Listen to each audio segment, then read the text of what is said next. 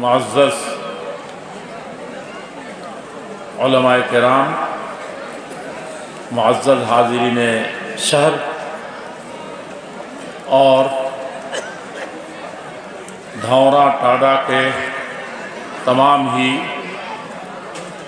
انتہائی غیور باسیوں، دینی اور ملی بزرگوں، بھائیوں اور مدرسہ محمدیہ عربیہ کے تمام ہی ذمہ داران اور اس کے متعلقین اور اس کے روح رواں اور اس کے اساتذہ کرام اور طلباء عزیز، ملت کی ماں اور بہنوں، قوم کے عزیزوں اور نونہالوں، ہماری ضلعی جمعیت اہل حدیث کے ناظم اور امیر اور دیگر اراکین، ہمارے صوبے کے تمام ہی اہم ذمہ داران اور رفیق سفر اور مرکزی جمعیت اہل حدیث، ہندوستان کے اہل حدیثوں کی سب سے پرانی، ہندوستان کی سب سے پرانی تنظیم مرکزی جمعیت اہل حدیث ہند کے ناظم اعلیٰ، ناظم عمومی، عزیز گرامی محترم مولانا محمد ہارون سنابلی اور میرے رفقائے سفر جو اس وقت یہاں تشریف رکھتے ہیں، میرے لیے یہ بڑی خوشی کی بات ہے کہ ہماری اس تاریخی بستی کے معزز جوانوں نے اپنے بڑوں اور بزرگوں کی سرپرستی میں اور نوجوانوں کے جوش و ولولہ کو لے کر یہ عظیم الشان کانفرنس بلائی ہے اور علم کے حوالے سے اس کو منعقد کیا ہے۔ اور آپ نے جیسا بچوں کے مکالمے میں سنا کہ 73 کا یہ قائم شدہ ادارہ جو حقیقت میں بہت قدیم ہو چکا ہے اور کسی نہ کسی حیثیت سے خدمات انجام دیتا آ رہا ہے۔ یہ مدرسہ محمدیہ عربیہ جو یہاں کے اہل حدیثوں کا، یہاں اس علاقے کے مسلمانوں کا، اس علاقے کے غیر مسلم بھائیوں کا حقیقت میں کہیے تو یہ ایک بہت بڑا کارنامہ ہے۔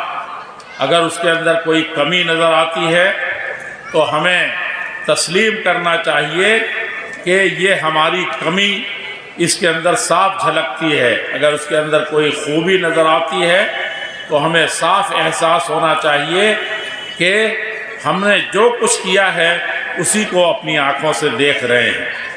علم اور تعلم کے حوالے سے بھی دل میں آتا ہے کہ اس خطاب کے اندر کچھ باتیں عرض کی جائیں، مسلمانوں کی زبوں حالی اور پستی سے متعلق بھی دل میں آتا ہے کہ کچھ باتیں گوش گزار کی جائیں، مسلمانوں کے ملت اور ملک اور انسانیت کے حوالے سے کون سی ذمہ داریاں ہیں، کیا فرائض ہیں، اس روزہ اور نماز کے علاوہ کچھ اور کیا کیا بہت اہم ترین فرائض ہیں، اس سے متعلق بھی کچھ گوشے گزار کیا جائے۔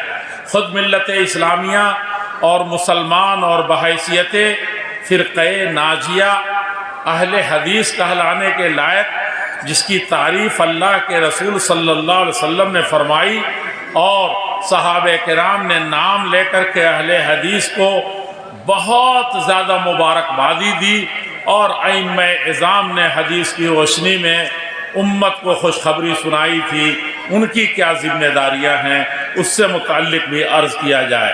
ملک و معاشرہ کس ڈگر پر چل رہا ہے اور بڑی تیزی سے کس انحطاط کی طرف جا رہا ہے، یہ ہم سب کی فکر مندی کا بہت بڑا مرکز و محور ہونا چاہیے، اور اس سلسلے کی ہماری کیا ذمہ داریاں ہیں اور اس کے لیے ہم کیا جتن کر سکتے ہیں، یہ بھی ہمارے مطمع نظر اگر نہیں رہا تو ہمارا اجلاس بہت کامیاب نہیں سمجھا جائے گا۔ اسی طریقے سے ہم اہل ایمان، ہم اہل قرآن، ہم اہل حدیث، اگر ہم نے اپنے منصب و مقام کو نہیں سمجھا اور اسلام کے علاوہ، دین کے علاوہ سوسائٹی کے اندر، ہمارے مدارس کے اندر، ہمارے گھروں کے اندر کون سے وہ غیر اسلامی چیزیں اور کون سی وہ مہلک چیزیں جس سے اقوام عالم پریشان ہیں، در کر آئی ہیں، اگر ہم نے اس پر نظر نہیں رکھی، اس کا علاج اور مداوع نہیں کیا، رسم و رواج اور دنیا کے دیگر خرافات میں ہم کس قدر مبتلا ہیں، یہ ساری چیزیں توجہ کے لائق ہیں۔ حقیقت یہ ہے کہ یہ عظیم الشان ادارہ، اس کے ذمہ داران جو محنت کر رہے ہیں، اساتذہ نے جو محنت کی ہے، اس کے نتائج آپ کے سامنے بچوں کے مختلف پروگراموں کے شکل میں آئے ہیں، اور اسی طریقے سے بعض بچوں نے انعامات پائے ہیں، اور اس سے بھی آگے بڑھ کر کے اساتذہ نے جو اپنا خون جگر جلایا ہے، اور ان بچوں نے جس طرح کی کارکردگی دکھائی ہے، اس صدارتی خطاب میں جو اسی سے متعلق ہے، اس سے متعلق اگر کچھ بات نہ آئے تو یہ بھی ایک حقیقت میں ادھورا خطاب ہوگا۔ میں یہ عرض کرنا چاہتا ہوں کہ یہ طلبہ جن کے گارجین، جن کے ماں باپ اپنے جگر گوشوں کو ایسے اداروں میں ڈالتے ہیں، تو کون سی ذمہ داری ہم اہل مدرسہ پر آتی ہے، وہ بہت زیادہ ہمارے مطمع نظر ہونا چاہیے۔ اگر یہ نہیں رہا تو یہ مدرسے اجڑ جائیں گے، اور یہ مدرسے اجڑ جائیں گے تو پھر ملت کی پاسبانی کرنے والا، ملک کی صحیح رکھوالی کرنے والا کوئی اور نہیں رہ جائے گا۔ ہم یہ عرض کرنا چاہتے ہیں کہ یہ ماں باپ نے اپنے جگر کے ٹکڑوں کو ان مدرسوں میں رکھا ہے، علماء نے خون جگر جلا کر کے ان مدارس نے ان بچوں، قوم کے نونہالوں کو سب سے قیمتی دولت، سب سے اچھے سپاہی، سب سے بہترین شہری، سب سے بہترین مسلمان ملک و ملت کو، انسانیت کو دینا چاہتے ہیں۔ وہ کسی بھی طریقے سے اپنے اس فرائض کو انجام نہیں دے سکتے اگر یہاں کی جنتا، یہاں کے لوگ، یہاں کی عوام ہر طریقے سے ان اداروں کو اپنے ہر طریقے کی قربانی سے، مالی، جانی اور ہر طرح کے نیک مشورے، اور سب سے اہم چیز یہ ہے کہ اپنی دعاؤں سے اگر اس طرح کے اداروں کو نہیں نوازتے تو یقین جانیے کہ یہ ادارے قائم نہیں رہ سکتے۔ وہ بھی اس خطاب کا موضوع سخن ہونا چاہیے۔ کسی نہ کسی حیثیت سے جس ملک میں رہتے ہیں اور جس کے آگوش میں جس طرح سے ہزاروں ندیاں جس کے گود میں کھیلتی ہیں، یہ چمن جو دین کے نام پر، ایمان کے نام پر، اور سب سے بڑی حقیقت یہ ہے کہ علم کے نام پر جو اس ملک کا سب سے بڑا سرمایہ ہے، اس ملک کی سب سے بڑی دولت ہے، اس ملک کا مستقبل ہے، اس کا فیوچر کبھی بھی متعین نہیں کیا جا سکتا اگر اس کے مدارس کی طرف، اس کے اسکولوں کی طرف اور اس کے مراکز تعلیمیہ کی طرف اگر ہماری نظر نہیں رہی۔ خطاب ہوتا ہے، یہ جلسہ عام جلسہ نہیں ہے کہ آپ نے تقریریں سنی، خطیب نے آپ کے ایمان کو گرما دیا اور آپ نے اپنی کچھ چیزیں متعین کر کے یہاں سے آپ چلے گئے۔ یا جلسے میں جو ثواب، عظیم ثواب ملتا ہے، اللہ کے نبی صلی اللہ علیہ وسلم فرماتے ہیں، ہم قوم لا یشقی جلیسہم، بڑے کچھ لوگ لاپرواہ ہوتے ہیں، ایسی نیک مجلسیں کبھی ملتی نہیں ہیں، ایسے خطابات آپ 50 کتابیں پڑھ جائیں تو اس کا نچوڑ نہیں ملے گا۔ جو علماء تیاری کر کے آتے ہیں، یہاں تقریریں کرتے ہیں، اس میں سے کچھ اللہ کے بندے ہیں جو دل کے ساتھ بیٹھتے ہیں، ایمان کے ساتھ بیٹھتے ہیں۔ اللہ کے فرشتے اپنی ساری اللہ کی رحمتوں کے ساتھ اتر پڑتے ہیں زمین کے اندر اور ان کو ڈھک لیتے ہیں اپنی رحمت سے۔ یہ بہت سے لوگ خیال نہیں کرتے، سڑکوں پر گھومتے ہیں، اپنی اور مشغلے جاری رکھتے ہیں۔ یہ سب لوگوں کو پتہ نہیں ہے شاید یہ اتنی اہم مجلسیں ہوتی ہیں کہ اللہ کے پیارے رسول صلی اللہ علیہ وسلم فرماتے ہیں کہ ہم قوم، یہ ایسے لوگ ہیں جو بڑی بے پرواہی سے آئے تھے، بڑی لاپرواہی سے گزر گئے، لیکن ان کو بھی اللہ جل شانہ بدبخت نہیں چھوڑتا، ان کا بھی وہ محروم نہیں ہوتے، ان کو بھی اللہ جل شانہ نواز دیتا ہے۔ ایسی مجلسوں کی اگر قدر نہ کی جائے، ان کا شکر نہ ادا کیا جائے اللہ جل شانہ کی طرف سے، تو یہ تمام یہ خطاب خاص طور پر جس کو آپ نے صدارتی نام رکھا ہے یہ ادھورا رہ جائے گا۔ اور خطباء کرام کو، طلباء عزیز کو، اساتذہ کو، جو ذمہ داران مدرسے چلاتے ہیں، جو بھائی اس کے اندر اپنا خرچ کرتے ہیں، ان کا اگر شکریہ نہ ادا کیا جائے، ان کی ہمت افزائی نہ کی جائے، تو یہ بھی کسی بھی طریقے سے صدارتی خطاب کو صحیح معنی میں حق ادا کیا ہوا نہیں سمجھا جا سکتا ہے۔ اور حقیقت تو یہ ہے کہ جس علم کے نام پر اکٹھا ہوئے ہیں، خاص طور پہ علم دین کے نام پر اکٹھا ہوئے ہیں، اس علم سے متعلق اگر نہ کہا جائے تو یہ بھی بہت بڑی ناپاسی ہوگی۔ علم کے بارے میں آپ جانتے ہیں کہ دنیا کا کوئی عمل قبول نہیں ہو سکتا، دنیاوی بھی قبول نہیں ہو سکتا، دینی بھی قبول نہیں ہو سکتا۔ دنیا کا کوئی بھی انسان بڑی سے بڑی فیکٹری میں بلا علم کے اگر انسان جا کر کے ایک تو جا ہی نہیں سکتا ہے۔ یہ تو دین ہم نے مذاق بنا لیا ہے، دین کو سستا سمجھ لیا ہے، جس کے لیے اللہ جل شانہ نے ہم کو پیدا فرمایا تھا۔ وما خلقت الجن والانس الا لیعبدون، اللہ جل شانہ فرماتے ہیں کہ انسان تمہارا کوئی کام نہیں ہے، جناتوں کا کوئی کام نہیں ہے، ان کے پیدا کیے جانے کا کوئی دوسرا مقصد نہیں ہے سوائے اس کے کہ وہ اللہ کی عبادت کریں، اللہ کی باتوں کو مانیں، اس کے رسول کے فرمان پر چلیں۔ صرف اسی لیے اللہ جل شانہ نے پیدا کیا، صرف یہی ایک مقصد ہے۔ اور اس مقصد سے جو اپنے آپ کو مسلمان کہلاتے ہیں وہ بھی غافل ہیں۔ اب یہ بتائیے کہ یہ غفلت، کیا کوئی فیکٹری چل سکتی ہے؟ کوئی وزارت منسٹری چل سکتی ہے؟ کوئی آدمی 2 دن کے لیے اپنے کھیتوں میں آپ کو بحال کر سکتا ہے؟ ایک ادنا جس کو چند پیسے، چند روپیہ آپ مزدوری دیتے ہیں، اگر وہ کسی بھی طریقے سے کھیتی باڑی کا کام نہیں جانتا تو آپ 2 منٹ کے لیے اس کو الاؤ بھی نہیں کریں گے، اجازت نہیں دیں گے کہ وہ آپ کے اس کھیت میں داخل ہو جائے کہ برباد کر کے چلا آئے گا۔ آپ ایسا کبھی نہیں ہونے دیں گے۔ اب اللہ جل شانہ جس مقصد کے لیے پیدا کیا، عبادت کے لیے، اللہ جل شانہ نے انسانیت کی خیرخواہی کے لیے پیدا کیا، وہ کام آپ بلا علم کے کریں گے؟ آپ بہترین گاڑی ہے آپ کے پاس، آپ کہیں کہ نہیں میں اس کے ڈرائیور کی سیٹ پر بیٹھ جاؤں گا، چابی اینٹ دوں گا، ایکسیلیٹر دبا دوں گا۔ یہ بتائیے کہ آپ گڈھے میں جائیں گے اگر چلانا نہیں جانتے؟ پورا پریوار گڈھے میں چلا جائے گا۔ یہ اسی کو اللہ جل شانہ نے فرمایا، اور امام بخاری رحمۃ اللہ علیہ فرماتے ہیں کہ فَعْلَمْ أَنْ باب العلم قبل القول والعمل، کہا کہ عمل سے پہلے، کچھ زبان سے نکالنے سے پہلے، سب سے پہلے علم ضروری ہے۔ زبان سے کچھ کہتے ہو، یہ بہت خطرناک ہتھیار ہے۔ علم نہیں ہے تو نہ کہو۔ آج گھر گھر کی لڑائیاں جو ہیں، علم کے بغیر جہاں چاہا جس خاندان کے بارے میں ایک جملہ کسی کان سے سنا اور اس کو زبان سے ادا کر دیا، دل میں آیا کسی کو دیکھا اور ایک حکم لگا دیا۔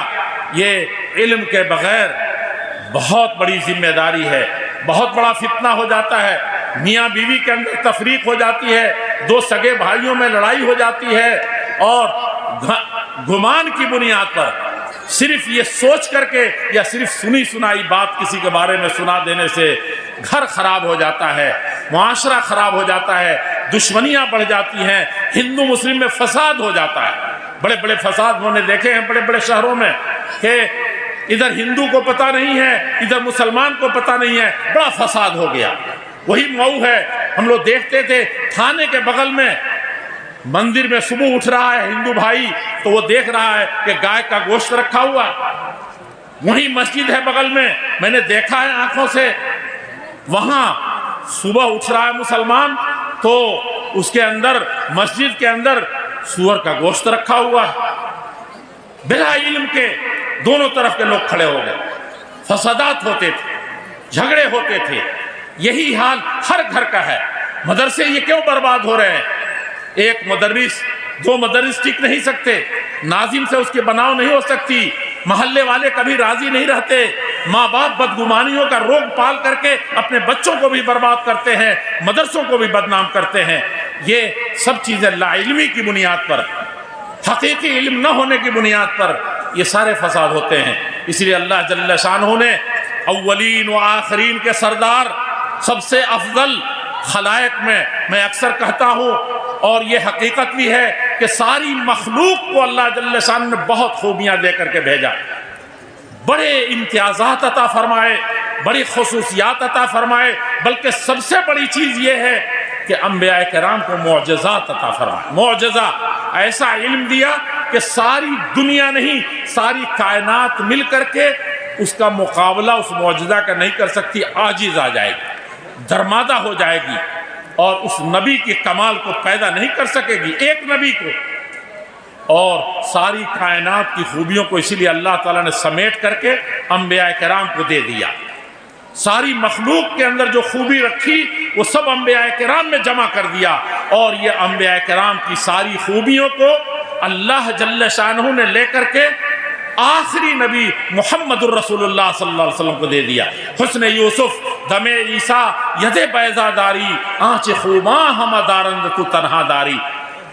انبیاء میں سے موسیٰ علیہ السلام العزم نبی تھے، کیسے کیسے معجزات دیے گئے۔ عیسیٰ علیہ السلام کو کون کون سا معجزہ دیا گیا، مردوں کو زندہ کر دینے کی اللہ جل شانہ نے معجزہ عطا فرمایا تھا۔ یوسف علیہ السلام کو کون ایسا معجزہ جو دنیا درمادہ رہ گئی، ایسے ایسے معجزات عطا کیے گئے، اور کون سے نبی ہیں جن کو معجزہ نہیں دیا گیا۔ سب کو عاجز کر دینے والا، دنیا پھیل ہو گئی ان کے سامنے، یہ معجزات دیے گئے۔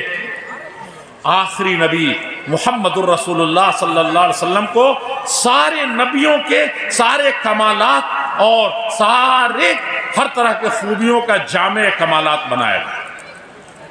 تو تنہا داری، اکیلے ساری کائنات کی ساری خوبیوں کو اللہ جل شانہ نے اپنا۔ ایسے نبی کو حکم کیا ہو رہا ہے؟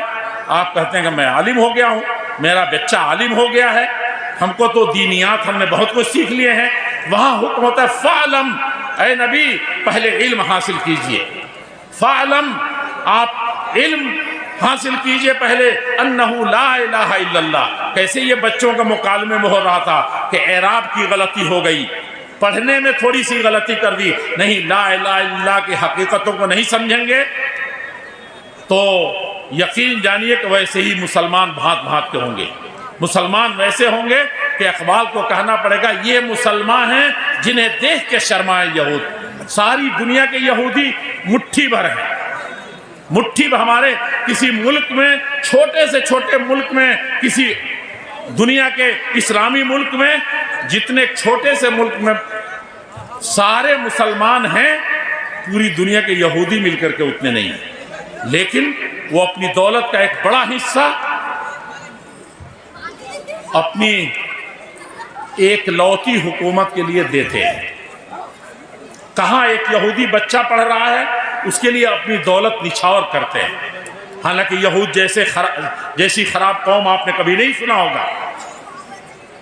اس سے زیادہ دن بھر میں کم سے کم فرض نمازوں کے ہر رکعت میں پناہ مانگنے کی بات کہی گئی ہے، اللہ سے پناہ مانگی گئی ہے اللہ کی، اور یہ ہے کہ اللہ تعالی ہم کو نبیوں کے راستے پر چلانا، رسولوں کے راستے پر چلانا، انعام والوں کے راستے پر چلانا، اور یہود و نصارہ کے راستے پر مت چلانا۔ کیا چیز تھی؟ ان کے پاس توریت تھی، ان کے پاس انجیل تھا، وہ بڑے فخر سے کہتے تھے، آج بھی وہ کہہ رہے ہیں، آج بھی اس پر لاکھوں ڈالر خرچ کر رہے ہیں۔ اپنی گاڑی کمائی کا جس کا بھی سنیں گے ان کے مالدار، کوئی اپنی سالانہ اپنی آمدنی کا 10واں حصہ بھیج دیتا ہے اسرائیل کو، 10واں حصہ اپنے فلاں اسکول کو دے رکھا ہے اس نے۔ وہ اچھے ہیں یا آپ اچھے ہیں؟ اس نے، اس کے پرکھوں نے، اس کے بزرگوں نے، اس کے علماء نے خدمت نہیں کی، مدرسوں میں سلسلہ جاری نہیں رہا، دین پر تمسک بہت مضبوطی سے نہیں تھامے رہے۔ آج کہتے ہیں فلاں آدمی بڑا سخت ہو گیا ہے، چھوٹی سی چیز نہیں برداشت کرتا۔ دین میں برداشت، چھوٹی چھوٹی برداشت تو خود اپنی غلطیوں پر اثر کیا جاتا ہے، دنیا پر نہیں۔ برداشت، بہت سے لوگ ہم سے کہتے ہیں ہم کو یہ برداشت نہیں ہوتا، کوئی جھوٹ بولتا ہے مجھے برداشت نہیں ہوتا۔ برداشت کرنے کے لیے تو آپ پیدا ہوئے ہیں۔ ہاں، آپ کبھی جھوٹ اور غلط فہمی، بری بات آپ سے ہونے نہیں پائے، یہ آپ کو برداشت نہیں ہونا چاہیے۔ مجھے یہ برداشت نہیں ہے کہ جھوٹ ہو، وہ جھوٹ مجھ سے نہ ہو۔ دوسرے بولیں گے، اس کو برداشت کرنا پڑے گا، اس کو نبھانا پڑے گا، اس کو سچا بنانے کے لیے سچائی کو عام کرنا پڑے گا۔ ہم کہتے ہیں کہ ہم کو یہ برداشت نہیں ہے، اسی وجہ سے گھر خراب ہو رہے ہیں، معاشرہ سوسائٹی خراب ہو رہی ہے۔ تو یہاں یہ حکم ہوا فَاعْلَمْ أَنَّهُ لَا إِلَٰهَ إِلَّا اللَّهُ، لا الہ الا اللہ کی حقیقتوں کو سمجھیے۔ اسی لیے عرب کی دنیا میں اللہ کو، رسول اللہ کو پہچانتے تھے، اللہ کو جانتے تھے، اور وَلَئِن سَأَلْتَهُم مَّنْ خَلَقَ السَّمَاوَاتِ وَالْأَرْضَ وَسَخَّرَ الشَّمْسَ وَالْقَمَرَ لَيَقُولُونَ اللَّهُ، یہ ابو جہل بھی کہتا تھا، ابو لہب بھی کہتا تھا، امیہ بن خلف بھی کہتا تھا۔ جب اللہ کے نبی اللہ کے حکم سے پوچھتے تھے ان لوگوں سے، ان مشرکین سے، کہ یہ بتاؤ یہ آسمان کس نے بنایا ہے، کس نے پیدا کیا ہے، یہ زمین کس نے پیدا کی ہے، اور یہ سورج اور چاند اس نظام کے ساتھ کون لاتا ہے؟ لَيَقُولُنَّ اللَّهُ، تو یہ کہیں گے کہ ضرور اللہ ہی کرتا ہے، کوئی دوسرا یہ کام نہیں کر سکتا، دوسری کی قدرت میں یہ نہیں ہے۔ فَأَنَّا تُؤْفَكُونَ، اس لیے بیٹا مانگنا ہو، بیٹی مانگنا ہو، بیماریاں بھگانی ہو، اور مصیبت کوئی قوم پر، جماعت پر، ملت پر آئی ہے تو یہ ٹالنے والا کون ہے؟ یہ اللہ تعالیٰ پوچھتے ہیں، کہتے ہیں کہ نبی پوچھئے فَأَنَّا تُؤْفَكُونَ، جب اتنا بڑا آسمان اللہ نے بنایا، اتنی بڑی زمین اللہ نے بنائی، تو تم چھوٹی سی چیز، تمہارے باپ دادا اولاد اور یہ اتنی بڑی مخلوقات کو پیدا کیا، تم کو ایک بیٹا نہیں دے سکتا؟ دینے والا تو وہی ہے۔ یہ علم کی کمی کی وجہ سے اللہ کو جانتے تھے، اس کے باوجود وہ شرک کرتے تھے اللہ جل شانہ کے ساتھ، اللہ کے لیے محبت کرتے تھے، اللہ کے لیے دیتے تھے۔ اور قرآن کریم نے تو یہاں تک لکھا وَجَعَلُوا لِلَّهِ مِمَّا ذَرَى مِنَ الْحَرْثِ وَالْأَنْعَامِ، یہ کھیتیاں جو آپ 20واں حصہ 10واں حصہ نہیں نکال پاتے ہیں، عشر نہیں نکال پاتے ہیں، جو فرض ہے اس کے بغیر سارا مال حرام ہوتا ہے۔ آپ حرام اپنی اولاد کو کھلاتے ہیں، آپ سمجھتے ہیں میں نے گاڑی کمائی سے کھایا، میرے کھیت میں کسی کا بھی 1 انچ کبھی نہیں نکل سکتا، بہنوں کے سارے حقوق میں نے دے دیے تھے، پھوپھیوں کے سارے حصے دے دیے تھے، 1 انچ کی بھی میں نے ان کا نہیں رکھا اپنے کھیتوں میں، اس لیے میری حلال کمائی ہے۔ لیکن آ کر کے 10واں عشر دینا، 10واں حصہ دینا یا 20واں حصہ دینا، آپ نے اس میں کمی کر دی، مال حرام ہو گیا، یہ جائز نہیں رہا۔ لیکن یہی ابو جہل تھا، یہی ابو لہب تھا، یہی مدینے کے لوگ، مدینے کے لوگ تھے، یہی مکے کے لوگ تھے کہ جو بھی پیداوار ہو وہ یہ نہیں دیکھتے تھے کہ جب سال بھر کے بعد غلہ پیدا ہوگا تب دیں گے۔ جعلوا للہ مما ذرا من الحرث، کھیتیاں جو تھیں اس میں سے 3 حصہ کر کے، 2 حصہ کر کے، وہ 1 حصہ کہتے تھے کہ ادھر جتنا بھی پھل آئے، ادھر جتنا بھی غلہ پیدا ہو، یہ سب اللہ کے لیے خاص ہے، ہم کو تو ہونے کے بعد اس میں سے کچھ دیتے ہیں۔ انہوں نے کھیتیاں بانٹ دی تھی، خانہ کعبہ کے لیے الگ حصہ رکھا تھا، اللہ جل شانہ ان کو ایسے ہی نہیں بنایا، ایسے ہی خانہ کعبہ کی حفاظت ان کے ذمے نہیں کی، آخری نبی ایسے ہی نہیں آئے، آپ مدرسہ بنا کر کے مدرسہ بنا دیا، سال ہا سال گزر گئے صرف اعتراض کرنے کے لیے، صرف لڑنے کے لیے، صرف اس میں فتنے پھیلانے کے لیے۔ یہ قریش کا لچھن نہیں تھا، قریش لڑتے تھے تو اس لیے لڑتے تھے کہ ہم اس میں خرچ کریں، فلاں خاندان، فلاں میرا بھائی آگے کیسے بڑھ گئے۔ لیکن حجر اسود رکھنا تھا، اللہ کے نبی صلی اللہ علیہ وسلم اس میں اینٹ دھو رہے ہیں، ابو طالب قوم کے سردار ہیں جن کے پیچھے دنیا بھاگتی تھی، ایک آدمی بھی ان کو پتھر نہیں اٹھانے دیتا، لیکن وہ بھی پتھر ڈھو رہے ہیں، یہ نہیں کہ پیسہ دے کر کے الگ ہو گئے، یہ کیفیت ہوتی تھی وہاں۔ حجر اسود رکھنا ہوا تو ہر قبیلے کے بوڑھوں کے اندر جوش آ گیا کہ یہ حجر اسود خانہ کعبہ سیلاب آنے کے بعد گر گیا ہے تو اس کو اس جگہ پر نصب کیسے کریں گے۔ قبائل کے بوڑھوں نے، قریش کے سرداروں نے للکار دیا جوانوں کو، سب تلوار لے کر کے نکل آئے، نہیں یہ ہم رکھیں گے، یہ شرف ہم کو حاصل ہونا چاہیے۔ آپ جانتے ہیں کہ مکے میں کسی کو چاندی کا روپیہ دے دینا، سونے کا پیسہ دے دینا بڑا آسان تھا، لیکن ایک گھونٹ پانی کا پینا بہت مشکل تھا۔ ایسی حالت میں ان کی تلواریں کب نکلتی تھی؟ لڑتے تھے، برا تھا، لیکن تلواریں اس لیے نہیں نکلتی تھی کہ اس نے ہماری زمین لے لی ہے، ہماری زمین دبا لی ہے، ہماری پھوپھی کا حصہ بنتا ہے، میری بہنوں کا یہ حصہ باقی ہے، اس لیے نہیں۔ وہ اپنے نفس کے لیے نہیں لڑتے تھے، ان کی تلواریں کس طرح نکلتی تھی کہ حاجیوں کا پانی کون پلائے گا، اس کی دیکھ ریکھ کون کرے گا، اور یہ چاروں چیزیں آپ دیکھتے ہیں کہ قبائل میں بٹے ہوئے تھے۔ اس کی سب سے پہلے وہ چابی کون کھولے گا، خانہ کعبہ کی چابی کس کے پاس ہوگی؟ اس وقت یہ ان کے اندر لڑائیاں تھیں، یہ اچھائیاں تھیں۔ اتنی قربانی کے بعد مما صرف اس میں ایک کمی تھی، جعلوا للہ مما ذرا من الحرث والانعام، اور جانور تھے، اس میں بھی جانوروں میں کہہ دیا تھا کہ یہ جانور ہمارے، یہ اللہ کے لیے ہیں، یہ خانہ کعبہ کے لیے ہیں۔ ہاں، کچھ ان لوگوں نے اپنے بتوں کے لیے بھی متعین کیے تھے، کچھ اپنے بزرگوں کے لیے متعین کیے تھے کہ یہ بھی ایسا ہے، ان کو بھی ہم دیں گے۔ ما نعبدہم، اور اللہ کے نبی سے بحث کرتے تھے، مناظرہ کر لیتے تھے، آ کے کھم ٹھوک کر کے بیٹھ جاتے تھے۔ جب آپ کہتے تھے کہ اللہ کے لیے کرتے ہو، یہ بالکل صحیح ہے، اللہ ہی خالق و مالک ہے، تم بھی کہتے ہو کہ اللہ خالق و مالک ہے، تو پھر یہ ان کے لیے کیوں کرتے ہیں؟ یہ تو اللہ کے نیک بندے تھے، ان کی طرف تم ان کا حصہ کیسے لگاتے ہو؟ تو کہتے ما نعبدہم، ہم ان کی عبادت تو نہیں کرتے، ہم ان کو تصرف کل کا مالک نہیں سمجھتے، مالک ہم نہیں سمجھتے ہیں۔ اللہ نے جو کچھ دے رکھا ہے اس کو یہ خرچ کرتے ہیں، لاؤڈ اسپیکر ہم کو ملا ہے، جیسے چاہے بول لیں، آپ نے مجھے دیا ہے، میں نے تو اس کو نہیں بنایا ہے، میں تو اس کو بھاڑے پر، کرائے پر یا خرید کے نہیں لایا ہوں، یہ میں کب کہتا ہوں کہ میری ملکیت ہے، لیکن یہ مجھے ملا ہے تو اس کا تصرف میں کروں گا۔ اللہ کے نبی یہی سمجھاتے تھے کہ نہیں، یہ تصرف تم نہیں کر سکتے، یہ تصرف نہیں کر سکتے، تم مالک ہو ہی نہیں، تمہارے اندر اس چیز کو استعمال اچھے کام کے لیے دیا گیا ہے۔ اب لاٹھی آپ کے ہاتھ میں کہے کہ نہیں ہم تو بھانجیں گے، آپ لاٹھی بھانجیے، خوب بھانجیے، پوری طاقت سے پوری رات لاٹھی گھمائیے، لیکن اگر کسی کی ناک تک وہ پہنچتی ہو آپ کی آزادی ختم ہو جاتی ہے، آپ کے لیے جائز نہیں ہے۔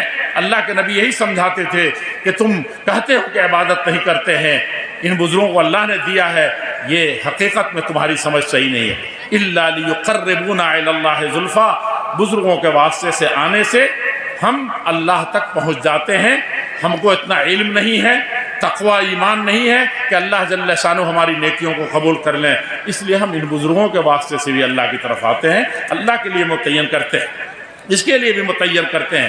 اللہ جل شانہ نے نبی کو فرمایا فَعْلَمْ أَنَّهُ لَا إِلَهَ إِلَّا اللَّهِ، سب کو چھوڑنا ہے، خالص اللہ کے لیے ہونا ہے۔ إِنَّ صَلَاتِي وَنُسُكِي وَمَحْيَايَ وَمَمَاتِي لِلَّهِ رَبِّ الْعَالَمِينَ، میری ساری قربانیاں، نفس کی قربانی، جان کی قربانی، اور سب سے بڑی قربانی خواہشات نفس کی قربانی، ہماری ایک ایک حرکت اور یہاں تک کہ یہ جان اللہ کے سپرد کر دیں، موت آئے اور زندگی کا ایک ایک سانس یہ صرف اللہ کے لیے۔ یہ کہتے تھے، آپ کہا کہ اسی پر رہا کرو، اسی پر چلا کرو، یہ انہوں نے کر کے ثابت کر کے دکھایا تھا۔ تو اللہ کے نبی کو یہ بتایا گیا، اسی لیے امام بخاری رحمۃ اللہ علیہ نے فرمایا کہ علم کہنے سے پہلے اور کرنے سے پہلے بہت زیادہ ضروری ہے، اس سے آپ سمجھ سکتے ہیں۔ اور اسی لیے اللہ جل شانہ نے اقرأ باسم ربک الذی خلق، سب سے پہلی آیت، سب سے بڑا مقام، آپ تو انسان تھے، آپ جانتے ہیں کہ آپ کے ابا کا نام عبداللہ تھا، ایک ایک عرب کا آدمی جانتا تھا، قبیلے کا جانتا تھا کہ آپ کے اتنے چچا ہیں، آپ کی اماں بنی نجار کی ہیں، آپ کے ابا قریش کے ہیں، اور آپ کی پیدائش فلاں وقت ہوئی تھی، فلاں عورت نے دودھ پلایا تھا، کون نہیں جانتا تھا؟ وہاں سب سمجھتے تھے، یہ سب کچھ جانتے تھے وہ، اور اس پر قربان ہوتے تھے۔ یہ جاننے کے باوجود کیا چیز اللہ کے نبی صلی اللہ علیہ وسلم کو پیش کیا گیا؟ یہ بتایا گیا کہ آپ اقرا پڑھیے، پڑھیں گے تب یہ معاملہ ہوگا۔ یہ سب کچھ جانتے تھے، لیکن آپ کے ایمان میں کیوں آ گیا کہ سب سے افضل آپ ہو گئے؟ 40 سال پہلے آپ نے کبھی کہا تھا کہ سب افضل ہو گئے، سب سے افضل ہیں، پوری کائنات میں سب سے افضل ہیں؟ وَحَسَنَ مِنْكَ لَمْ تَرَقَّتْ عَيْنٌ وَأَجْمَلَ مِنْكَ لَمْ تَلِدِ النِّسَاءُ، کیا اس سے پہلے آپ سے بہتر کسی ماں نے نہیں جنا؟ کسی دنیا کے کسی آنکھ نے آپ سے زیادہ بہتر کسی کو نہیں دیکھا؟ حقیقت میں یہی ہے، لیکن کس وقت یہ خطاب ملا، کس وقت آپ کو یہ عظمت کا مقام ملا؟ صحیح معنی میں ساری مخلوق، ساری کائنات پر افضلیت آپ کو اس وقت ملی جب آپ کو نبوت ملی، اور نبوت کا پہلا لفظ تھا اقرا، پڑھیے۔ یہ پڑھنے کی بات وہاں بھی ہے، علم کی بات یہاں بھی ہے۔ یہ بتایا گیا کہ علم نبوت کا یہ روشن چراغ قیامت تک واضح طور پر رہے گا، ساری انسانیت کو روشنی دکھائے گا جب یہ علم ہوگا تب۔ آپ سمجھ رہے ہیں اس کی حقیقت کو؟ آج لوگ کہہ رہے ہیں کہ ڈاکٹر ہو جائیں گے، ہماری جماعت میں 1000 ڈاکٹر پیدا ہو جائیں یہاں ٹانڈا دھورا میں، تو یقین جانیے مسلمانوں کے ہاں اگر گھر گھر ڈاکٹر پیدا ہو جائیں تو مسلمان ترقی کر جائے گا، مسلمانوں کا وقار بڑھ جائے گا۔ اگر وکلا پیدا ہو جائیں تو بہت زیادہ آگے بڑھیں۔ مسلم پرسنل لا کی اجلاسوں میں میں نے بعض دفعہ کہا تھا، اور اس مرتبہ بھی میں نے وہ بات کہی ہے کہیں نہ کہیں سے مسلم پرسنل لا کے اجلاس میں، کہ بابری مسجد کیس میں کہتا تھا کہ آپ کے وکیل، جہاں اور ساری خامیاں ہیں، آپ کے وکیل بھی دوسرے وکیلوں کے تیسرے درجے کے وکیلوں کے مقابلے میں مسلم وکلا کم سے کم جو آپ کا ٹاپ کے وکیل ہوگا وہ ان کے دوسرے درجے کے وکیل کے برابر بھی نہیں ہے، تیسرے درجے کے وکیل کے برابر۔ یہ مسلمانوں کی حالت ہے۔ وکلا کی ضرورت نہیں ہے۔ اس وقت لوگ کہتے ہیں وکلا کی ضرورت ہے، کہتے ہیں کہ ملک میں کہ ایوانوں میں نمائندگی کرنے والے جب تک مسلمان نہیں ہوں گے بڑی تعداد میں، تب تک مسلمانوں کا کلیان نہیں ہو سکتا، اس ملک کا کلیان نہیں ہو سکتا۔ لوگوں، یہ بھرم ہم نے پال رکھے ہیں۔ علم جب تک جس قدر وکلا ہو جائیں، جس قدر ڈاکٹر ہو جائیں، جس قدر انجینئر ہو جائیں، جس قدر سیاستدان ہو جائیں، آپ پلو سے باندھ کے رکھیے، اگر وہ علم حقیقی کی بنیادوں پر نہیں ہوں گے تو آپ کا گلا خود ہی وہ گھوٹیں گے۔ جیسے دنیا جو شاخ نازک پہ آسیانہ بنے گا وہ ناپائیدار ہوگی۔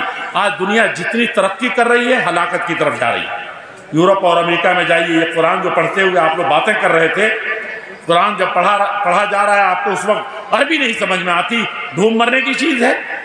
کم سے کم قرآن کے سلسلے میں عبداللہ ابن مسعود رضی اللہ تعالیٰ عنہ کہا کرتے تھے کہ اپنے ایمان کو اطلبوا قلوبکم فی ثلاث مواضع، 3 جگہوں پر کم سے کم اپنے دل کو ٹٹولو، دیکھو کہ ہے کہ نہیں ہے، ہارٹ اٹیک تو نہیں ہو گیا ہے، تم مردہ تو نہیں ہو، تمہارے گھر والے گڈھے میں لے آ کے ڈال دینے کے لائق میں تم نہیں ہو چکے ہو۔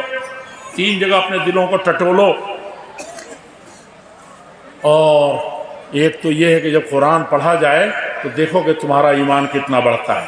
وَإِذَا تُلِيَتْ عَلَيْهِمْ آيَاتُهُ زَادَتْهُمْ إِيمَانًا، جب قرآن کی تلاوت ہو تو مومن موم ہو جاتا ہے اور ان کا ایمان پھیلنے لگتا ہے۔ یہ ہے قرآن، آنکھوں سے آنسو جاری ہو جاتے ہیں۔ یہ عبداللہ ابن مسعود کہتے تھے کہ اس جگہ اپنے دل کو ٹٹولو کہ ہے کہ نہیں۔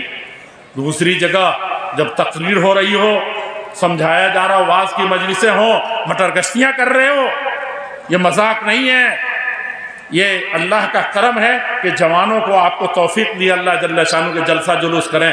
بہت لوگ کہتے ہیں جلسہ جلوس میں کیا فضل، پوری رات جاگتے ہیں، فجر کی نماز چھوڑ دیتے ہیں۔ میں نے ابھی بہار کے، بنگال کے، آسام کے اور تامل ناڈو کے 1 مہینے میں کم سے کم 9 صوبوں کا دورہ کیا ہے میں نے، 9، بلکہ بنگلہ دیش سے بھی آ رہا ہوں، وہاں لاکھوں لاکھ کروڑوں اہل حدیث۔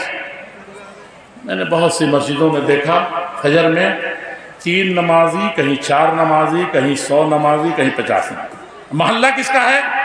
ہم کو بتایا گیا، جلسہ میں دیکھا تو بلا مبالغہ میں غصہ ہو گیا، تو کہا کہ مولانا 1 قدم نہیں چل سکتے، آپ دیکھیے۔ میں نے کہا میں بھیڑ میں نکلنا جانتا ہوں، تو کہا کہ نہیں، مانا نہیں جوانوں نے۔ میں نے کہا عجیب بنگالی قوم ہے، یہ مانتی نہیں، ایک تو افسر زبان نہیں سمجھتے تھے۔ مجھے آدھا گھنٹہ، پون گھنٹے میں پسینہ آنے لگا، ایسے ہی تھکا ہارا آدمی، ایک ہی دن میں بھاگنا تھا۔ میں آدھا گھنٹہ یہ ابھی جو آپ کے خادم صاحب ہیں مدرسے کے، ان کے گھر سے جتنا دور، اتنے دور میں مجھے آدھا گھنٹہ لگا۔ اگر اتر جائیں گے تو خیریت نہیں ہے، آپ اسٹیج تک نہیں پہنچ سکیں۔ وہ عالم دیکھو تو عالم، پوچھا پتہ چلا کہ 100% مسلمان۔ مسجد کا کیا حال ہے؟ مسجد مرثیہ کہاں کے نمازی۔ میں نے کہا جس دن جلسہ نہیں ہوتا اس دن مسجدوں میں کتنے لوگ ہوتے ہیں؟ ایک جلسہ جلوس ہو رہا ہے، کچھ لوگ اللہ کے نام پر وہ گاڑی کمائی دیتے ہیں، ایسے مت سمجھیے بہت آسان ہے وہ جلسہ کے لیے پنڈال سجانا۔ اور یہ جوان جو جن کے ماں باپ بہت اتنے اچھے ہیں کہ جو اپنے بچوں کو چھوڑ دیتے ہیں، لگو 1 مہینہ تک جلسہ کی تیاری میں لگے رہو، کیا کیا نہیں پاپڑ بیلتے ہیں۔ تب یہ بڑی مشکل سے یہ چمن میں دیدور پیدا ہوتا ہے، تب اتنے لوگ اکٹھا ہوتے ہیں۔ فردر ابھی ایک صاحب کہنے لگے کہ اشتہار نہیں پہنچایا ہمارے گاؤں میں۔ ابھی راستے میں آ رہے تھے تو کسی سے بات کر رہے تھے، کہا کہ ہمارے گاؤں میں اشتہار پہنچانے کی ذمہ داری صرف جلسے والوں کی ہے، آپ کیا کر رہے تھے؟ آپ نے کیوں نہیں منگوایا؟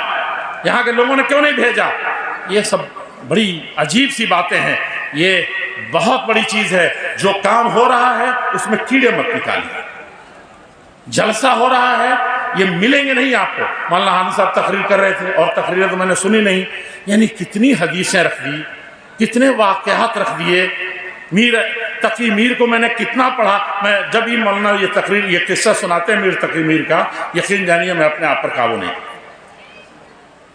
اس کے بعد قرآن کی کتنی آیتیں، حدیث کی کتنی ہے۔ یہ بتائیے آپ کے ابا اماں نے مدرسہ نہیں بھیجا، آپ نے 73 میں قائم کیا ہے، اس سے پہلے کون سا مکتب تھا؟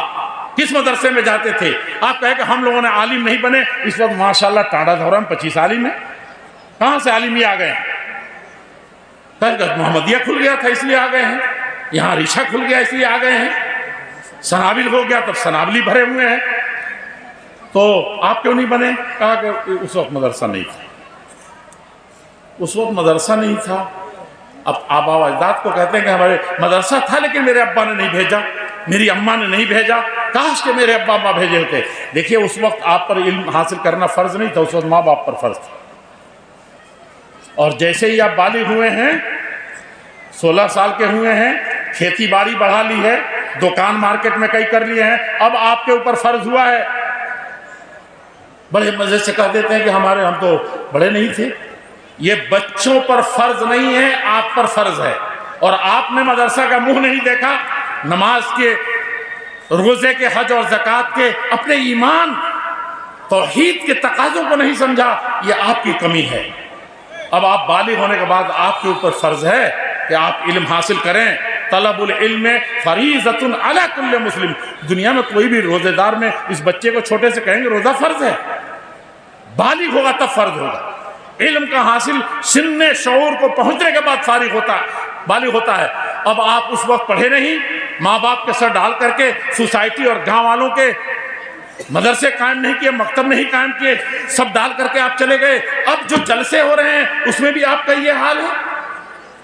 یہ بتائیں کہاں دین سیکھیں گے؟ جمعہ میں تو آپ آئیں گے بالکل آخر میں۔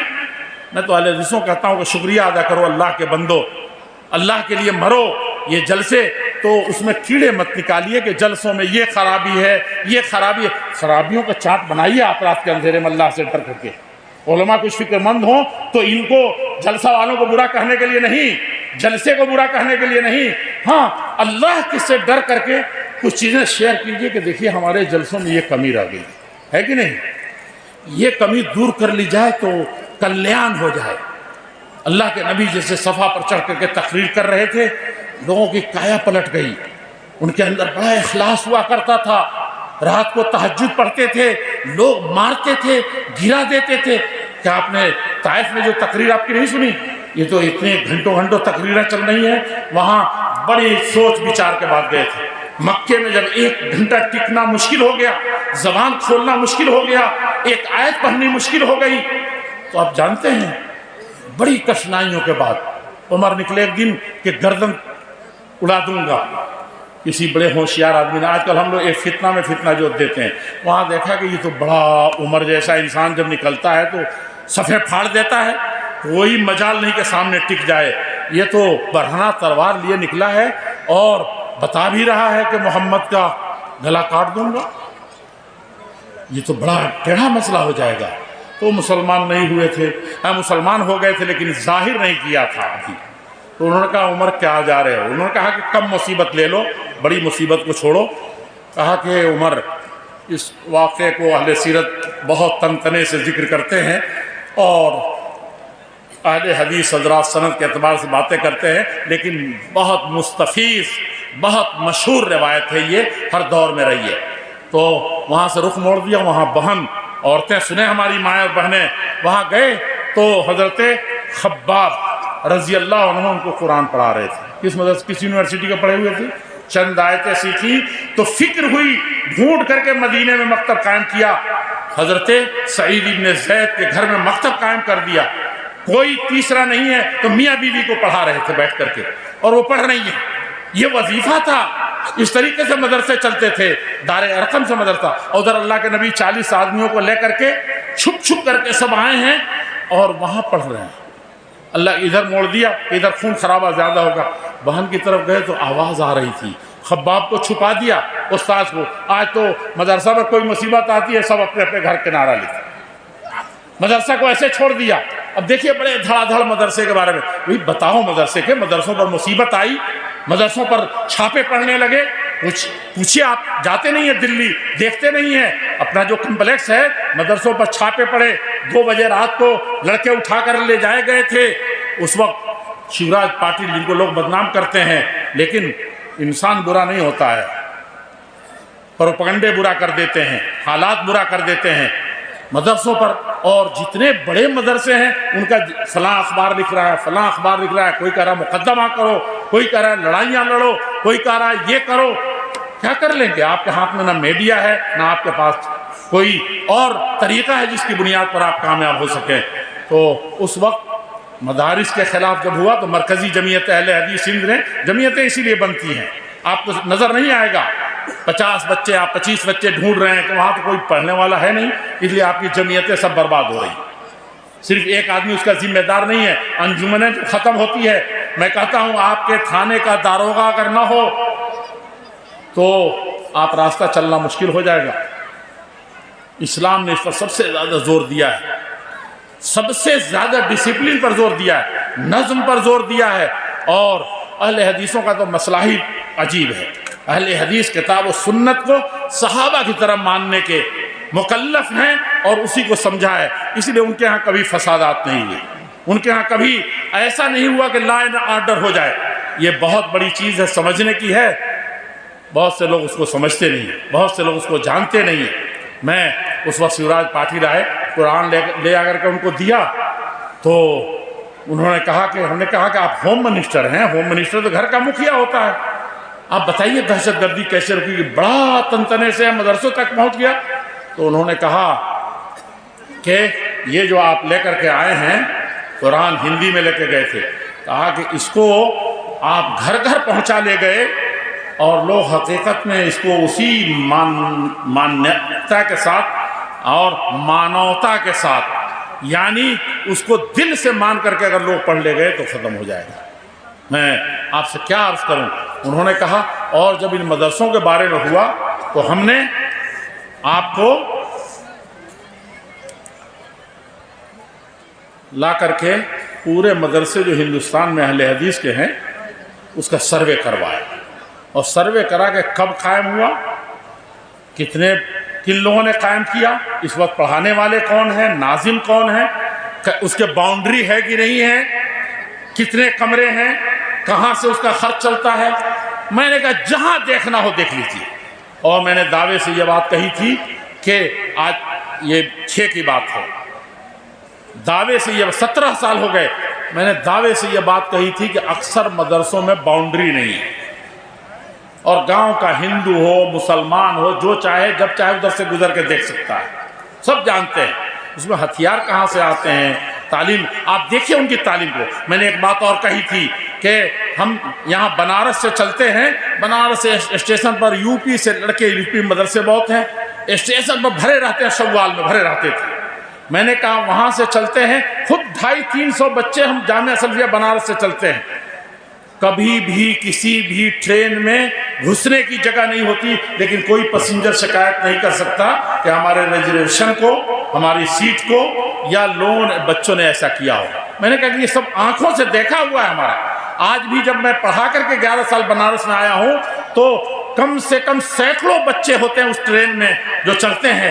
جب ہم بہار کی طرف چلتے ہیں آسام کے لڑکے بھرے ہوئے ہیں۔ میں نے کہا کبھی بھی ایسا نہیں دیکھا، لیکن میں نے یہ دیکھا ہے کہ ایک کوئی ویکینسی نکلتی ہے، سب بچے نہیں جاتے۔ انجینئروں کو بہت بڑی ٹیم نہیں ہے، فوج میں بھرتی ہونے کی بہت ٹیم نہیں ہے، کیا خدمت کریں گے؟ یہ حقیقی خدمت یہ انجام دیتے ہیں۔ ان کے ہاں کوئی تفریق نہیں ہے۔ ایک کیڑے کو مار دینا، بلا وجہ مار دینا، یہ ایک کتے کو مار دینا، یہ جہنم میں لے کر کے جائے گا ایک بڑے سے بڑے نمازی کو۔ اور آپ جانتے ہیں کتے کو پانی پلا دینے سے وہ جنت میں چلا جائے گا۔ میں نے کہا یہ پڑھتے ہیں یہ بیچارے، یہ ایسا نہیں کر سکتے، لیکن آپ کے یہ پڑھے لکھے ایجوکیٹڈ اچھے یہ لوگ جب آتے ہیں تو میرے ساتھ خود ایسا ہوا ہے کہ ریزرویشن والے سیٹ سے بھی اٹھنا پڑا ہے، بیٹھنا۔ اس طریقے سے یہ چلتے ہیں۔ عام جنتا کے تو کوئی پوچھنے ہی والا نہیں ہے۔ میں نے کہا کہ یہ اہل مدارس کا ہے۔ انہوں نے پھر دوبارہ کہا تھا، مولانا مقیم صاحب اس وقت نائب ناظم تھے، انہوں نے جب اس کو واقعہ کو یاد دلایا تو کہا کہ یقین جانیے کہ اسی قرآن سے کلیان ہو سکتا ہے، اسی قرآن کے ذریعے سے ہو سکتا ہے۔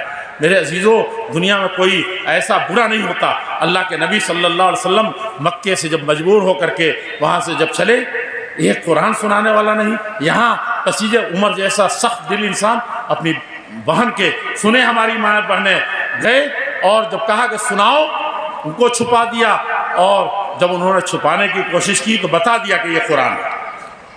مارنا شروع کیا، ایسا مارا ہے کہ حفیظ جالندھری کہتے ہیں بہن بہنوئی کو آخر عمر نے اس قدر مارا کہ زخموں سے نکل کر خون کا بہنے لگا تھا۔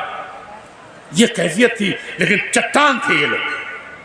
سعید جن کا بڑا مقام ہے عشرہ مبشرہ میں ہے، اور بھی فاطمہ عمر کی بہن ڈٹ گئی۔ اس نے کہا بھائی جتنا خون کے فوارے بہ رہے ہیں، جو کرنا ہے کر لیا آپ نے، لیکن حقیقت یہ ہے بھائی جان کہ یہ کلام الہی ہے جسے ہم نے سنا ہے اور یہی پڑھ رہے تھے۔ ہاں پڑھا دو۔ اور کس طریقے سے وہ مسلمان ہوئے، کیسے دل پسیجتے ہیں اس سے، کیسے اللہ کے یہ حالات تھے قرآن پڑھنے والوں کے ساتھ۔ اور حضرت ابوبکر کا قصہ سنیں گے تو دنگ رہ جائیں گے کہ اتنا اچھا انسان، لیکن ان کی اچھائیوں نے قرآن نے پھر مکے والوں کو مجبور کیا۔ اکثر عشرہ مبشرہ آپ کو علم میں آنا چاہیے کہ ان کے ہاتھ پر مسلمان ہوا۔ یہ بہت بڑی چیز ہے۔ اللہ کے نبی کو جب ایک دن قرآن سنانا بھی جب دوبھر ہو گیا تو آپ طائف گئے اور وہاں تقریر شروع کی۔ اس قدر مارا لوگوں نے، اس قدر مارا، جوان جتنے بڑے سردار تھے انہوں نے جوانوں کو للکار دیا اور کتوں کو لے کر کے پل پڑے۔ سیرت طیبہ میں آتا ہے فَكَانُوا يَرْمُونَهُ فَيُسْقِطُونَهُ فَيَعْضُدُونَهُ ثُمَّ يَرْمُونَهُ بِالْحِجَارَةِ۔ اللہ کے نبی صلی اللہ علیہ وسلم کو تقریر کے چند جملے پورے نہیں ہوئے کہ یہ جوان طائف کے بڑے اور بوڑھے للکار رہے ہیں، اور اللہ کے نبی کو پتھروں سے مار مار کے زمین پر گرا دیتے تھے، اور گر جاتے تھے تو دونوں باہوں میں لپک کے ہاتھ لگاتے اٹھا دیتے تھے اور پھر پتھروں کی بارش شروع کر دی۔ ایک تقریر، ایک حدیث، ایک آیت سننے کے لیے تیار نہیں تھا۔ لیکن اللہ کے نبی صلی اللہ علیہ وسلم نے کیا کہا تھا؟ آپ مدرسہ چلا لے جائیں گے، آپ چاہتے ہیں کہ اسلام پھلے پھولے گا؟ نہیں، یہ امانت پہنچانے کے لیے بڑی قربانیاں دینی ہوگی۔ اللہ جل شانہ نے ان کو صاف صاف ایسے ظالموں کو پیس کر کے ختم کر دینے کا۔ اس وقت آپ کہتے ہیں، آپ کے دل میں بھی ہے، ہم بیٹھے تھے حکومت کے، اس وقت جو لوگ حکومت کر رہے ہیں ان میں سے ایک بڑے آدمی کے پاس بیٹھے تھے ہم لوگ، 10 15 16 آدمی، ایک وفد آیا تھا انڈونیشیا سے، بیٹھے تھے ہم لوگ وہاں۔ بات آئی تو کہا، ایک صاحب نے ہم لوگوں میں سے بہت اچھی بات کہی کہ بھائی ہمارے اندر دلداری ہے، ہم چاہتے ہیں، آپ چاہتے ہیں، ملک ہمارا ہے، ہم برابر کے شریک ہیں، جتنی قربانی آپ دے سکتے ہیں ہم نے ماضی میں دیا ہے، آج اس سے زیادہ جذبہ رکھتے ہیں، سب کچھ رکھتے ہیں، لیکن یہ جو اس وقت ہو رہا ہے وہ بہت اچھا نہیں ہو رہا ہے، بالکل نہیں اچھا ہو رہا ہے۔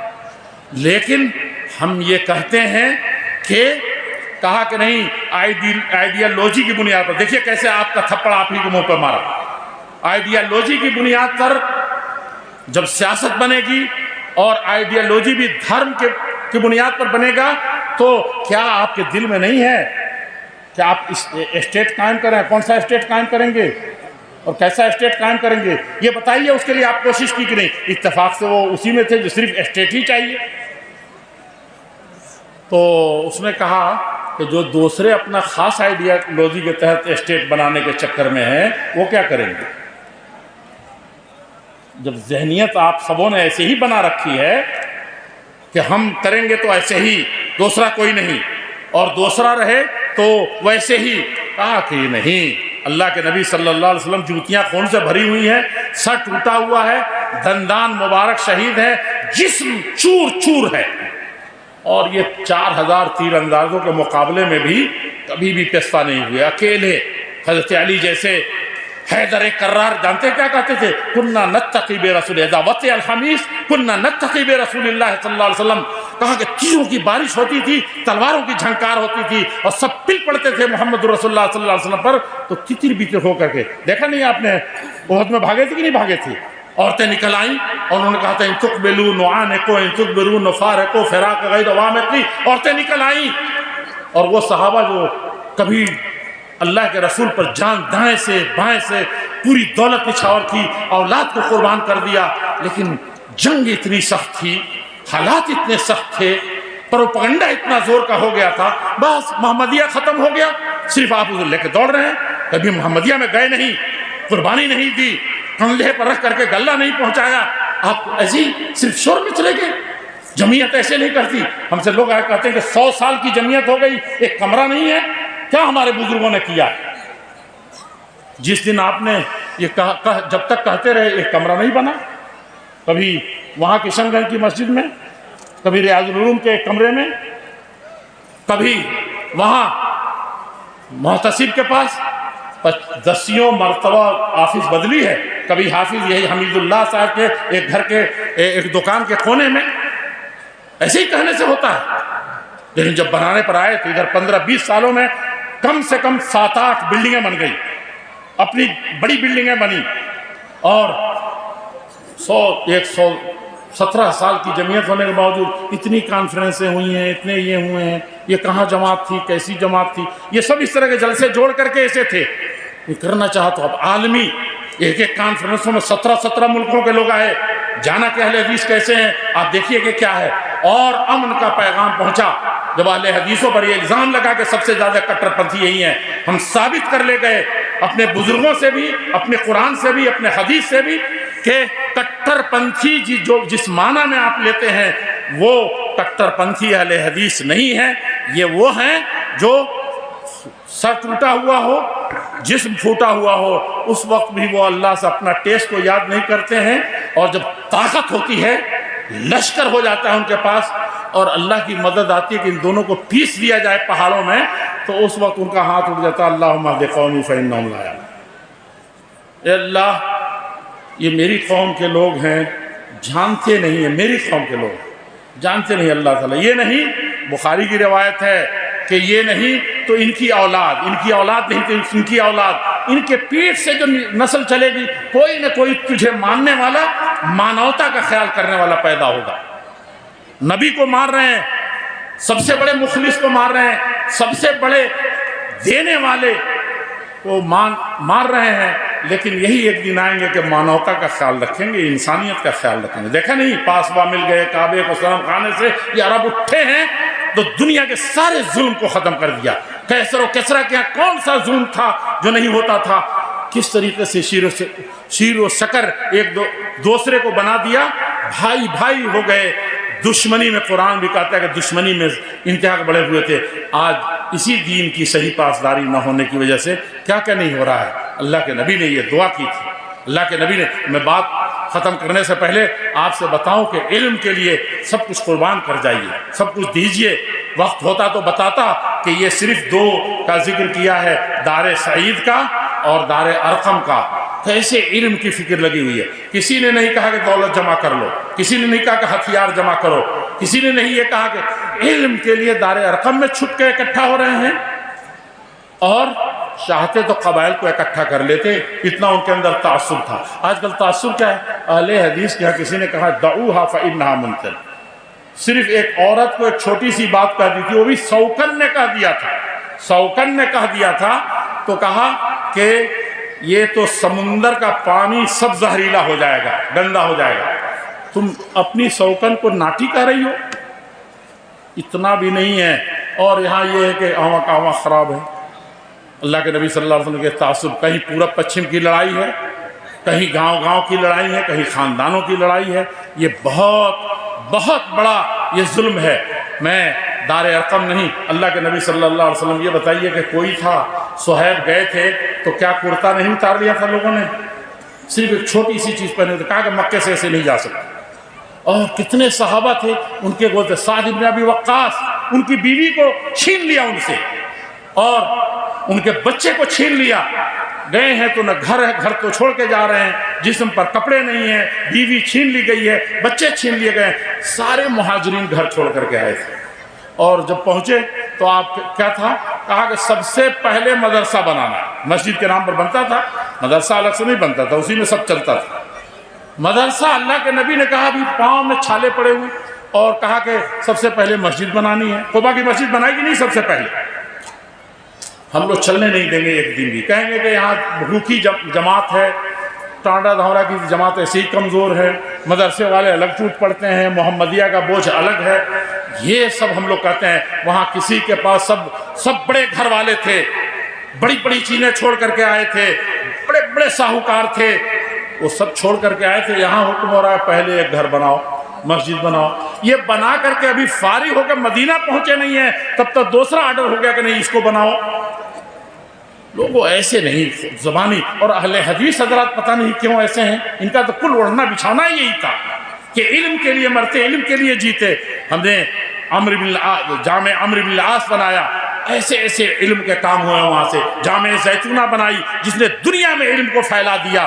جامع قروین ہم نے بنایا اور علم کا ایک غلغلہ ہوا۔ جامع دمشق کے کون نہیں جانتا، وہاں سے کیسے کیسے محدثین، کیسے کیسے بڑے بڑے علماء، بڑے بڑے دنیا کے اہل علم پیدا ہوئے۔ آپ قرطبہ تو کسی نے کہا ہے کہ بِأَرْبَعٍ فَاقَتِ الْأَمْصَارَ قُرْطُبَةٌ مِنْهُنَّ قنطرة الوادي وجامعها هاتان سنتان والحمراء ثالثة والعلم أعظم شيء وهو رابعها۔ کہا کہ کیا قرطبہ کو جانتے ہو؟ اندلس میں کہا کہ دنیا کے جتنے ڈاکٹر اس وقت ہو رہے ہیں، بڑے ڈاکٹر ہو رہے ہیں، یہ علم وہاں سے آیا تھا۔ آج بھی کلیات امریکہ میں پڑھائی جاتی ہے، لیکن یہاں نہ علماء کو خبر ہے نہ مسلمانوں کو بڑے ڈاکٹر کو خبر ہے۔ آج بھی عربی کی وہ کتاب الکلیات اتھارٹی مانی جاتی ہے اور ایتھنٹک مانی جاتی ہے، ویسی کتاب نہیں، وہ اسی قرطبہ اور اسی حمرا اور اسی اندلس میں لکھی گئی تھی۔ کسی نے کہا، اور انجینئرنگ کی بات میں کہوں، آج پل دیکھتے ہیں نا، پل بنتا ہے گر جاتا ہے 25 سال 50 سال میں۔ انگریز جو اتنا بڑا دیش کا گھاتک تھا، اس کی تعریف کرتے ہیں آپ کہ اس کا بنایا ہوا پل چل رہا ہے۔ وہ قنطرۃ الوادی جو بنایا تھا اس نے، وہاں آج بھی وہ پل موجود ہے، اور ریکارڈ ہے کہ 800 سال گزرے اس پر، لیکن ٹس سے مس نہیں ہوا، بلکہ اس سے زیادہ ہو گئے۔ آپ یقین جانیے ایسے کچھ بھی تھی۔ قرطبہ کی جامع مسجد کی کوئی اس کی مثال نہیں ہے، ویسا ہندسہ، ویسی انجینئرنگ آج تک نہیں آئی۔ یہ کس نے کہا تھا؟ یہ سب مسجدوں سے ہوا تھا، مسجدوں میں علماء پیدا ہوئے تھے۔ میں بات ختم کرنے سے پہلے آپ سے عرض کرنا چاہتا ہوں کہ میں نے حدیث کی کتاب جب دیکھی تو دنیا کی سب سے بڑی کتاب جو لکھی گئی وہ مسند بقی ابن مخلد قرطبہ کی، یورپ کی، جہاں کے لوگ کھڑے ہوں گے وہیں علم پھیلے گا۔ اور جب میں نے تفسیر قرطبی دیکھی تو کہا کہ یہ دنیا کے سب سے عظیم تفسیروں میں سے، جس فن میں غور کیا، طب میں، ڈاکٹری میں دیکھا تو الکلیات ابن رشد کی، فلسفہ میں ابن رشد کا تو نام ہی تھا کہ ارسطو اور افلاطون کو کہتے تھے کہ اگر وہ دنیا کے سب سے بڑے فلسفی تھے تو ان دونوں کی روحیں، اور خاص طور پر ارسطو کی روح اس کے اندر حلول کر گئی ہے۔ اسی طریقے سے علم بہترا ہے، یہ جانوروں کا علاج جو ہوتا ہے، یہ سب کے موجد اور سب کے مؤسس مسلمان تھے، اور یہ مسجدوں سے شروع ہوا تھا، یہ مسجدیں تھیں۔ لیکن انہوں نے بنایا تھا. میں بتاتا کہ کتنی عورتوں نے کون کون سی چیز بنائی تھی. اور خود مسلم یونیورسٹی علی گڑھ آپ کے باپ دادا نے بنائی تھی, سر سید نے بنایا تھا, آپ کے ہاں کے تھے, کوئی وہ دنیا سے نہیں آئے تھے, یہاں کے لوگوں نے سر سید بنائی تھی. اور یہ بھی بتا دوں کہ وہ اہل حدیث تھے, بلکہ کہتے تھے کہ میں اہل حدیث کریلا نیم چڑھا اہل حدیث ہوں. سر سید احمد کہا کرتے تھے. یہ مدرسے والوں کو بھی دل گردہ چاہیے. سر سید کو لوگ پہلی مرتبہ چندہ کرنے گئے تو انگریزی کے نام پر اتنا بدنام تھے کہ لوگوں نے جوتے پھینکے, خوب پیسہ پھینکنے کے بجائے جوتے پھینکے. یہ اور محسن الملک جنہوں نے یونیورسٹی کا نقشہ دے دیا وہ بھی یہی تھے. اور جو اس کو مصیبت آئی, یہ گوگائی لوگ, یہ ہنگامی لوگ, مولانا ابوالکلام آزاد جب علی گڑھ آزادی سے چند دنوں پہلے جب گزر رہے تھے بٹوارے سے پہلے, تو ان کو شو بوائے کہہ کر کے قریب تھا کہ اگر پولیس نہیں ہوتی تو ان کو اسی ٹرین کے اندر جمع کر دیا جاتا. آج آپ نعرے لگاتے ہیں مدرسہ والوں کے خلاف, مکھیا کے خلاف, سرپنچ کے خلاف, مختلف فتنے جوڑتے ہیں. یہ آپ کی ہلڑ بازی ہے. ابوالکلام آزاد جیسا انسان محسن اس دیش کا مسلمانوں کے لیے بھی غیر مسلموں کے لیے بھی پیدا نہیں ہوا. اور میں کہتا ہوں اکثر جب حکومت کے لوگ پرانے ہوں چاہے نئے ہوں ملتے ہیں تو یہ اہل حدیث کا دین ہے. تنہا وہ انسان تھا جس نے قرآن کو پڑھا تھا, قرآن میں اتر کر کے پڑھا تھا. ابوالکلام آزاد عام مولویوں کی طرح نہیں پڑھا تھا کہ کتاب پڑھ لیا اور کتاب خواہ ہے مگر صاحب کتاب نہیں. تیرے ضمیر پہ جب تک رہو نزول کتاب, گرہ کشا ہے نہ راضی نہ صاحب کشاف. باپ کے دل میں کھوٹ ہے, ماں کے دل صرف میرا بیٹا بھی اسٹیج پر گرجے گا, میرا بیٹا بھی سفید شیروانی پہن کر کے گھومے گا, میرا بیٹا بھی بڑا نام ہوگا. لوگوں پہلے دن تمہاری نیت میں کھوٹ ہے. نہیں, مٹنے کے لیے ابوالکلام آزاد کیے پاؤں دھو کر کے.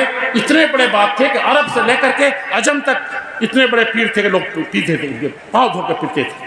سب کو جوتا مار دیا اور نکل گئے تو سیدھے جیل گئے, بار بار جیل گئے. 2/3 زندگی. میں نے اور لوگوں سے بھی کہا کہ ابن تیمیہ کو پڑھا تھا, اس لیے لوگوں ابوالکلام آزاد کو کیا نہیں ہوا. اسی اسٹیشن پر اسی کے پروفیسران اور اسی کے اساتذہ مسلم یونیورسٹی کے ان کو ذبح کرنے کے لیے چڑھ دوڑے تھے. کیسے کیسے جان بچی ان کی, لیکن پھر اس کی جان بچائی یونیورسٹی کو کس نے بچایا تھا؟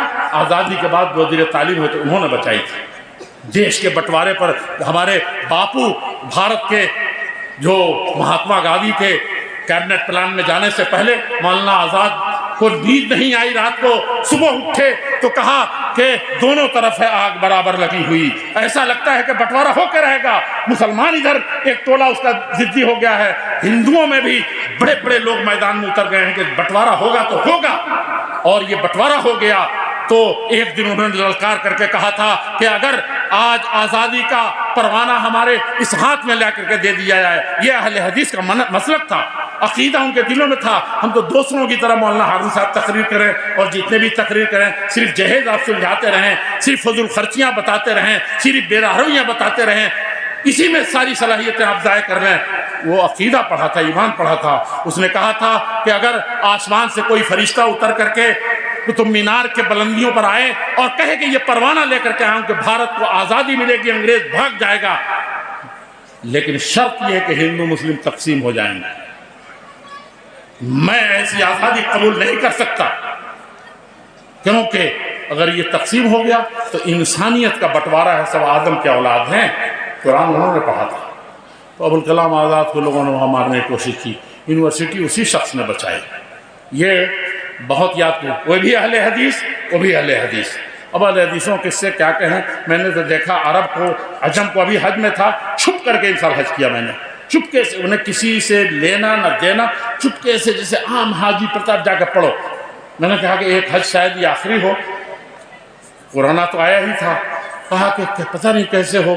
یقین جانیے میں نے دیکھا وہاں جو ہم کو پڑھا دیں, صرف آپ کی نسبت سے اہل حدیث ہو, میں آپ کی نسبت سے کہہ رہا ہوں, تو وہ نسبت سے لینے کے لیے پتہ نہیں کہاں سے خبر ہو گئی اور چلے آ رہے ہیں.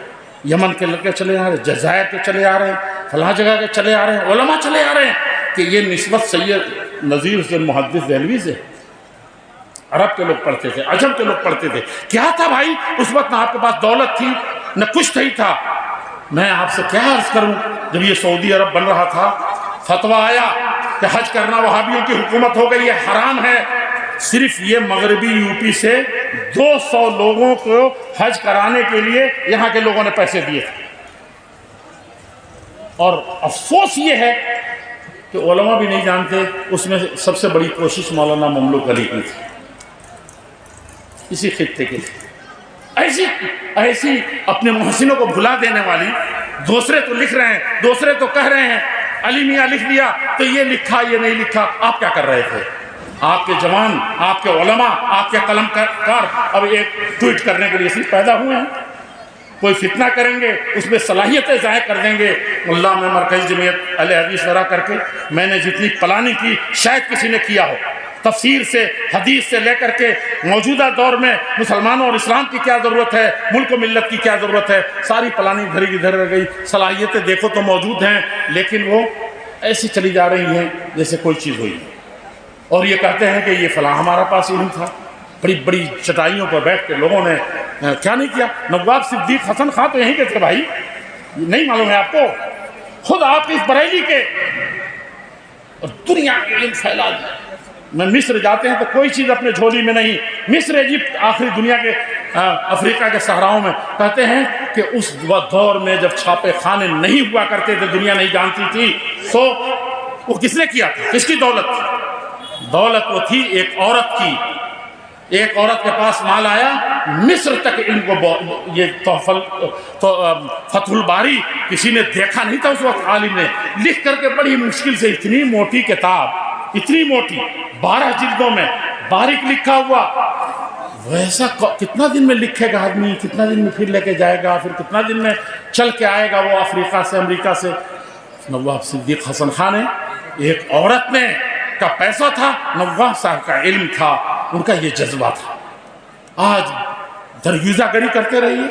مولانا صاحب سے پوچھئے جا کر کے, صرف 2 بلڈنگیں بنانے میں پسینے چھوٹ گئے, 4 پرچے نکالنے میں سنتے تھے کہ انگریزی پرچہ تو اہل حدیث سوچ بھی نہیں سکتے. یہ میرے عزیزو تقریر نہیں ہے, یہ ادارہ جو محمدیہ ہے یہی ایک ادارہ نہیں ہے بھائی. یہاں تو ہم لوگوں نے خواب دیکھا تھا کہ یہ ایک یونیورسٹی بنے گی, کون, المعہد الاسلامی, لیکن سنتے ہیں پلانی اس کی سب جو شروع میں تھی بزرگوں نے رکھی تھی دھری کی دھری رہ گئی. اب کیا سنتے ہیں؟ صرف ایک دوسرے پر نقطہ چینی. اس کو ختم کیجئے, اللہ کے لیے آئیے, اللہ کے راستے میں آئیے اور مجاز بنائیے. تقریر سے کوئی فائدہ نہیں ہے. میں بات ختم کرتا ہوں ایک جملہ, چند جملے یہ کہہ کر کے. یہ بتائیے, میں نے بلا قصد اتنا لمبا وقت لے لیا. اب اگر ہمارے ناظم اسٹیج کہے مولانا ایوب صاحب کہ تقریر بند کیجیے, پھر آپ کہیں کرنے دیجیے, میں کہوں کہ چپ رہیے, تب تک سب لوگ کہنا شروع کر دیں گے چپ رہیے, کرنے دیجیے. یہ بتائیے شور ہو جائے گا کہ نہیں ہو جائے گا؟ منع کر رہے ہیں لیکن میں بھی تقریر چھوڑ کے کہوں نہیں نہیں خاموش ہو جائیے, خاموش ہو جائیے, خاموش ہو جائیے, اور شور ہو جائے گا نہیں لاؤڈ اسپیکر سے. سب آپ لوگ کہہ ہی رہے ہیں. اب میں نے جب کہنا شروع کیا تو اور جوش سے آپ نے کہا کہ خاموش ہو جائیے. سب خاموش کر رہے ہیں. خاموشی ہوگی کہ بڑھے گی؟ بڑھے گی. اور جیسے ہی میں سوچ لوں, آپ میں سے ہر ایک آدمی اکیلے سوچ لے کہ میں چپ ہو جاتا ہوں. جو کہہ رہا تھا کہ جلسہ خم کیجیے, ہر آدمی 1 سیکنڈ میں سوچ لے کہ میں ہی چپ ہو جاتا ہوں. کہنے کی ضرورت پڑے گی کسی کو؟ جیسے سناٹا ویسے ہو جائے. اسی لیے نمازی نہیں ہیں, جہیز دے رہے ہیں, مدرسے برباد ہو رہے ہیں, قوم کے بچے برباد ہو رہے ہیں.